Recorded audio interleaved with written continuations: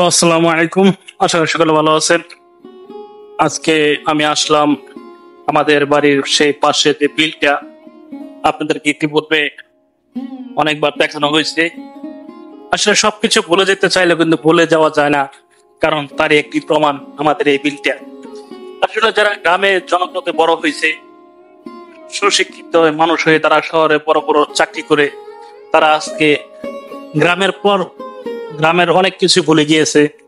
তারা এখন গ্রামে আসতে চায় না। আসলে যে গ্রামের যে পরিবেশ, যে গ্রামের যে একটা মহব্বত, যে একটা ভালোবাসা, আসলেই সেটা একমাত্র যারা গ্রামে বড় হয়েছে তারাই বুঝতে পারে।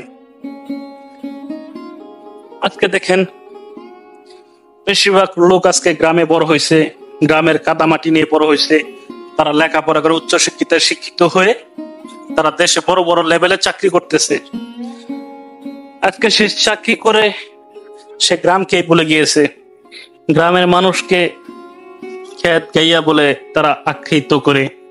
আসলে আপনারা বলেন যে গ্রামের যে পরিবেশ, আপনার শহরে লক্ষ টাকা দিয়ে সেই পরিবেশ আপনি কখনো ফিরে পাবেন না। আমি যতটুকু মনে করি, আমার এই গ্রামে আসলে আমি যেন অতীতের সবকিছু, আমি সেই অতীতের কথা মনে পড়ে যায়, সেই ছোটবেলার কথা। এই বিলে যখন আমরা গোসল করতাম বন্ধু বান্ধব মিলে, এবং যে আমার সাথীদেরকে নিয়ে যখন গোসল করতাম, মাছ ধরতাম, এখন কিন্তু এরকম নাই। দেখেন যে বিলটা এখন ভরে গিয়েছে। আপনাকে দেখাই, এই বিলের পাশে দেখেন ফিশারি করে ফেলেছে। আসলে এটাও কিন্তু একটা বিল ছিল। আমি অনেক মাছ ধরছি এই বিলে এসে, কিন্তু এখন আসলে এই পরিবেশটা এখন নাই মাছ ধরার।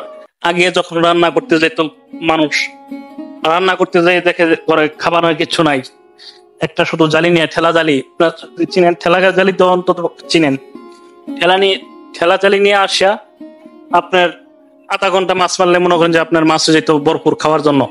আজকে আসলে দেখেন আমাদের গ্রামের সেই পরিবেশ এখন আমি মনে করি নাই, কারণ মাছ ধরার মতো এখন আর নাই। তো আপনারা যারা গ্রামে মাছ ধরছেন, এখনো ধরেন, আপনারা কমেন্ট করে যাবেন কে কে মাছ ধরেছেন। এই পরিবেশকে যারা যারা ভালোবাসেন আপনারা কমেন্ট করে যাবেন।